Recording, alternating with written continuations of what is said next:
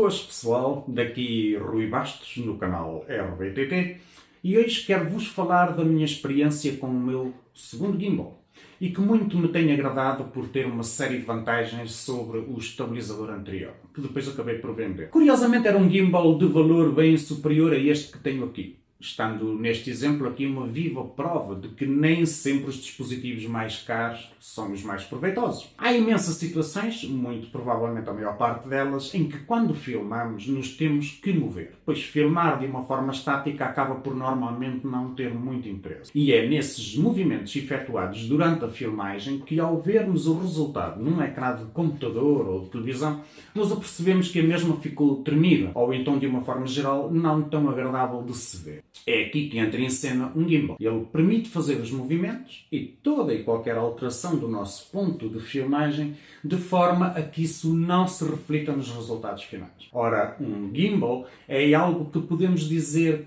ser uma ferramenta de trabalho pouco prática. Digo isto porque normalmente eles são grandes e com isso difíceis de arrumar e transportar. E ainda por cima, como são sensíveis e frágeis, passíveis de serem danificados com alguma facilidade nesse processo de armazenamento. São até, diria, desengonçados, pois acabam por abanar por todos os lados com os seus motores desligados. Começando por analisar, e tenho de ter muita calma ao pronunciar este nome, a Ochuan Smart XR. Ele dobra sobre si, o que muito contribui para ser um brinquedo que cabe na palma da mão. Prático de ser arrumado em qualquer lado. Para melhorar a experiência de uso, na sua caixa vem também uma bolsa em veludo que permite acomodar o estabilizador e com isto protegê-lo dos tão irritantes riscos e marcas no seu chassi. Acreditem-me, acontece sempre. Então, a primeira observação que vem à mente ao olhar para um dispositivo tão compacto é de que talvez ele seja mais frágil ainda e talvez os seus motores não tenham a força necessária para lidar com os telefones de hoje em dia. Ainda para mais, indo na direção que os mesmos estão a ir, que é o de crescerem e tornarem-se mais pesados. Lançamento após lançamento, modelo após modelo. Bom, já lá vamos. Ele tem bloqueios adaptados a todos os seus três eixos, ou seja, onde roda, pode ser bloqueado. Isto porque se há algo que irrita num estabilizador é todas as partes móveis, que o compõem a abanarem por todos os lados, sempre que lhe pegamos. Algo que também não existia no meu outro gimbal, mas que neste faz com que seja possível pegar nele sem termos a sensação de que se vai desmontar todo sempre que o queremos mover. Ao ter uma rosca no fundo da sua pega, pode-se com isto afixar o gimbal a qualquer tripé ou até mesmo a um selfie stick, que, esticando o mesmo, permite desta forma ampliar o campo de visão das câmaras do telemóvel. Isto faz com que, mesmo sendo compacto, possa ser usado a longa distância, sem ter que, para esse efeito, ser grande e, consequentemente, pesado. E isso sem falar na vantagem que existe em se poder usar um tripé, que também vem incluído na caixa. Este tripé dá-lhe uma estabilidade muito positiva. Diga-se de passagem, um tripé que não abana, pois afinal é para isso que queremos um tripé, correto? Para que fique seguro.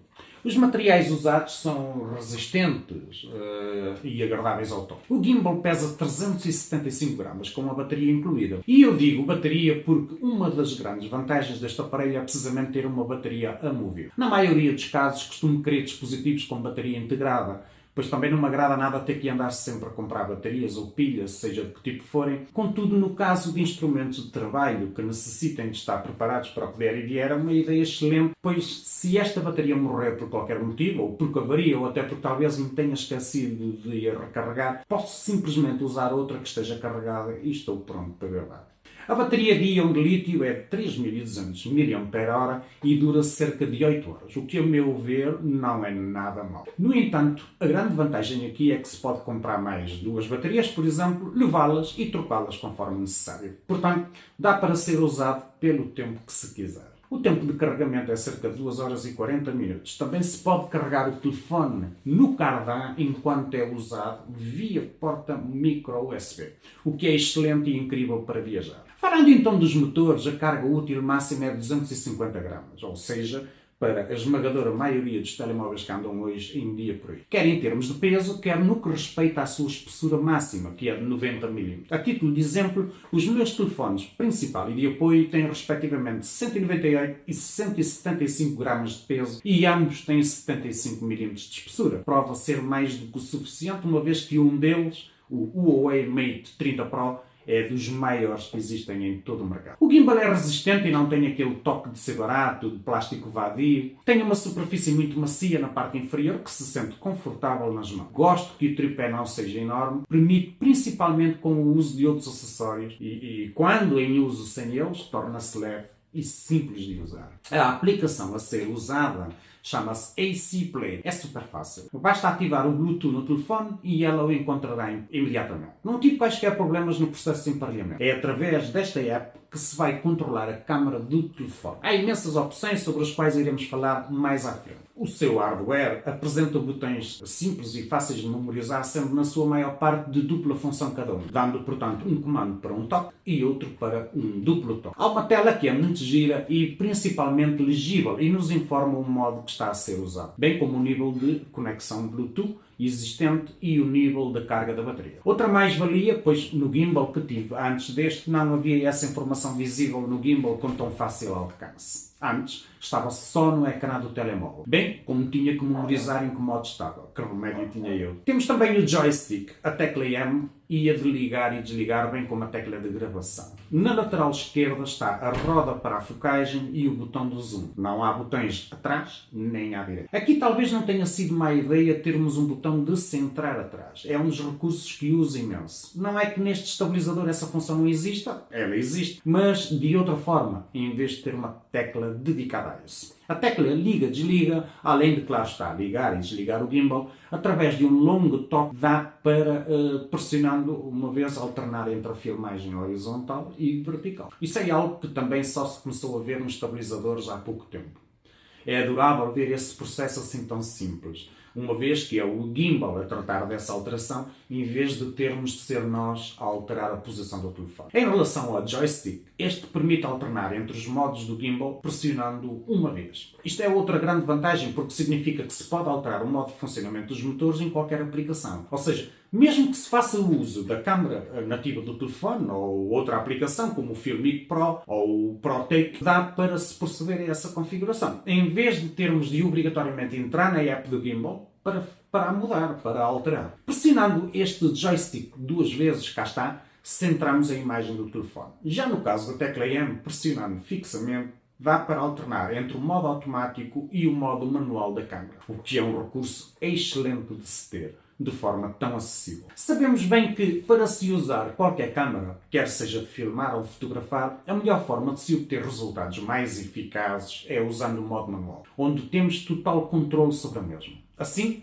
nós é que determinamos a exposição, a velocidade do obturador, bem como a abertura do diafragma, por forma a chegarmos à cor e luminosidade final que queremos. Mas, principalmente, fazê-lo de forma linear, de forma a que não hajam alterações durante a filmagem. Isto porque a câmera, que estando em modo automático, assim o decidiu por ela própria fazer, por entender ser melhor efetuar esse ajuste naquele momento. É assim que acontecem aquelas oscilações que vemos muitas vezes nas filmagens, na exposição, por exemplo, bem como também no foco e até nas cores, o que é mais grave. O modo manual dá trabalho a aprender, mas produz resultados superiores. Já o modo automático dá para 90% das pessoas que querem apontar a câmera e filmar, mas que depois também não poderão ser tão exigentes com o resultado final. Mudando agora de assunto e falando um pouco mais em relação à aplicação AC Play e às suas funções avançadas, penso que para não me tornar maçador e tornar este vídeo demasiado longo, entrando nos pormenores técnicos todos que este gimbal permite efetuar através dessa app,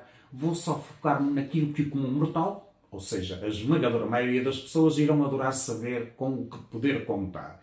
E isso é, antes de mais nada, uma excelente compatibilidade com o sistema operacional Android. Um desabafo. Já lá vai muito tempo que não via uma aplicação tão eficaz nesse aspecto. Penso que me habituei a ver tudo o que é tecnologia a ser compatível com o iOS. Já com o Android. O gimbal que tive anteriormente era excelente e tinha um menu que permitia fazer imensas brincadeiras. No entanto, o que se esqueceram de referir é que as mesmas estavam condicionadas a uma lista de compatibilidades extensa, que englobava imensas marcas e modelos de telefones no mundo Android. E para irritar ainda mais, tudo o que era Android estava seriamente limitado. Eu não conseguia fazer algo tão simples como pedir à app que me tirasse uma foto panorâmica. Ora, se em algo tão simples não é compatível pelo facto do meu telefone ser Android, então talvez a maioria das funções também não funcionem. E adivinhem lá, não funcionam mesmo. Fotos em 3x3 ou 3x5, 3x9 não dava. Modo de fotosférica a 360 graus, algo que era devidamente difundido, também não dava. O telefone tirava as fotos, mas depois a aplicação não conseguia fazer o processamento da colagem das mesmas para chegar ao resultado final. E muito mais. Time-lapse, motion-lapse, nada. Cheguei a pensar em mudar para iPhone, mas não. Quem está mal, que se mude. E quem estava incompleto era o gimbal. Logo, eu parti para este Aoshima com alguma amargura na boca. Tendo, antes da compra, tido cuidado de ver o que havia disponível para ver na internet, de experiências dos outros, para assim não ter nenhuma surpresa desagradável. E resolvi acreditar nas palavras positivas de uma youtuber que sigo, estou a falar da Zdenka Darula, que gravou um vídeo extenso a partilhar a sua surpresa positiva com este estabilizador, ao ponto de dizer mesmo que ele esteve tão perto de ser o gimbal perfeito. Ora, se é assim, então é porque deve valer a pena, certo? E é mesmo assim. Assim que me conectei, tive logo acesso a todas as funções. E fiz todas para testar a mesma com os dois Android que tenho disponível. O Huawei e Samsung funcionaram sem limitações. Bem, mais ou menos, não é? E iOS é sempre melhor e mais completo. Mas mesmo assim, grande avanço. Grande avanço. Há uma funcionalidade que se chama Face Tracking e que significa que se apontarmos a câmera para uma pessoa com essa função ativa, a app segue essa pessoa mesmo que ela se mova, que é excelente para solo creators como eu, que ainda não cheguei ao ponto de ter um cameraman por trás da câmera e que se encarrega dos pormenores enquanto eu me dedico à matéria e o conteúdo. Ainda não cheguei a esse ponto, ainda. Bom, para terminar, qual é o alcance dos motores? A rotação horizontal da panorâmica é 340 graus. O ângulo de rodagem é 330 graus. E o ângulo de inclinação, 110 graus. Bom, cá estou eu a ser mais técnico, mas também convém passar essa informação, pois é importante para utilizadores mais avançados. De resto, e sucintamente, dá para filmar em 4K, 1080p, 720p, isto a 30 e a 60 frames por segundo. Falta aqui o uso dos 120 frames ou mais para se usar posteriormente em movimentos de slow motion. Mas contorna-se esse problema, uma vez que quando queremos usar uma câmera nesses parâmetros, então é porque estamos perante uma situação específica, onde aí sim podemos usar a câmera nativa do nosso telemóvel. Nas configurações, temos um mundo de regulações, a começar pelos filtros que podem ser aplicados e que desde logo nos permitem dar um boost no processo de edição das cores que queremos para determinado momento, ao ser já captado nas condições que estes filtros permitem captar. Significa menos tempo na edição do pós-captura. Assim temos categorias como comida, girl, VSO, romântico, preto e branco, GoPro, estilo cinema,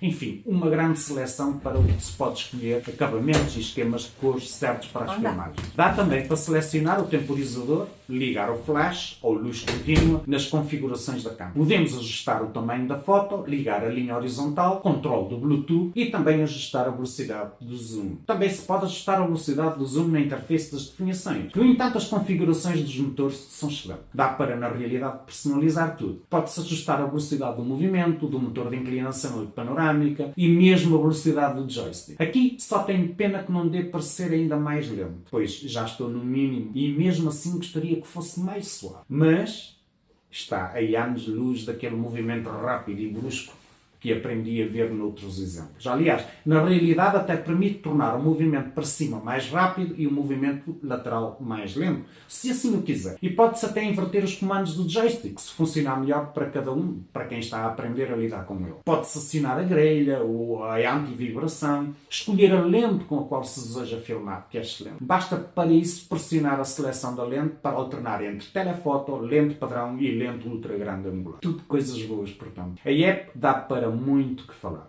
Temos o Inception Mode, com um clique em que a foto será criada automaticamente. Temos também o modo Hitchcock, o velho truque de aumentar o zoom enquanto se afasta do objeto filmar, ou diminuir o zoom e nos aproximamos do mesmo. E dá para personalizar, Pode-se controlar a velocidade do zoom durante o início e o fim e também o tempo de disparo. O último é o Motion Shot, que é um time-lapse com movimento. Pode-se selecionar até 6 posições e a duração da mesma. Aqui já não dá para selecionar o intro. Bem, o facto da app ser bastante completa e bem diferente da minha outra experiência com o gimbal anterior, dá-me acesso a poder gravar time-lapses nativamente. E melhor ainda, acesso também a poder usar qual a lente que eu quero usar. Se eu quiser usar o ultra-wide, não preciso sair da app e começar a app nativa do telefone para efeito. Dentro da AC Play é possível fazer essa mudança. Ou seja, o resultado final é de que quando uso este estabilizador, uso praticamente sempre com a app. E já no outro caso referido, usava poucas vezes a app da marca e muito mais a app nativa do telefone. Se bem que no caso da ultra-wide, no meu Samsung, consigo ver um dos braços do gimbal na imagem, em certos ângulos. Já com a telefoto isso não é preocupação. No entanto, é uma questão de puxarmos o telemóvel um pouco mais para o exterior que o problema é ultrapassado. Não fica tão bem calibrado, por não estar bem centrado, mas os motores do gimbal lidam bem com isso. Temos também fotos panorama em 180 ou 330 graus, fotos em 3x3 ou 3x5. Tudo que eu não tinha. Bem, como não uso dispositivos iOS e não tenho nem penso vir a ter um iPhone tão cedo, não poderei referenciar uma tabela de funções em termos comparativos. Até porque, por norma, tudo aquilo que eu referi está certamente abrangido por quem tem telefones com esse sistema operativo. Tendo certamente mais funções até, mas que não me interessam muito por não usar, como, por exemplo, o facto de poder filmar a 24 e 25 frames, amplamente usado no lado de lá do Oceano Atlântico, principalmente em terras do tio Sam, e também não sou de usar lentes suplementares nas minhas filmagens, pelo que o facto de ser ou não possível usar este gimbal com lentes anamórficas ou qualquer outro tipo de lente, que por sua vez irá acrescentar peso aos motores do gimbal, ainda para mais tendo de complementarmente usar uma case adaptada para o efeito, não me intriga. Apesar de no review da youtuber que anteriormente citei, e da qual irei deixar o link aqui em baixo, na caixa de descrição, se dizer ser-se perfeitamente possível. Nesses casos, ter-se-ia que arranjar formas de usar contrapesos nos braços do gimbal para compensar a falta de balanceamento do mesmo, algo que, sinceramente, para o qual o gimbal não está preparado. Para terminar, tenho de referir algo menos bom, senão entro na categoria dos que dizem ter encontrado uma ferramenta perfeita, que sabemos bem não existir. Produtos perfeitos não existem, e aqui senti bem a falta de uma rosca embutida no chassi do gimbal, para que pudesse enroscar um braço mecânico que me permitisse ter acesso a um sítio onde fixar um microfone ou uma luz, ou até os dois. É claro que é possível adaptar através da rosca inferior e instalar entre o tripé uma extensão metálica que depois permitirá então adicionar os acessórios que referi. No entanto, convém não esquecer que a localização dos mesmos, principalmente do microfone, uma vez que fica no fundo do gimbal, não é muito favorável. Melhor seria a meio do gimbal, pois assim o micro ficaria mais perto da boca, como é o caso deste micro, de quem está a falar para a câmera. Meus amigos, entramos assim na conclusão sobre todo este raciocínio e partilha de experiência convosco. Se recomendo, um redondo sim. É que não sei se alguém dos que me está desse lado a ver chegou a pensar nisso, mas então, e o preço?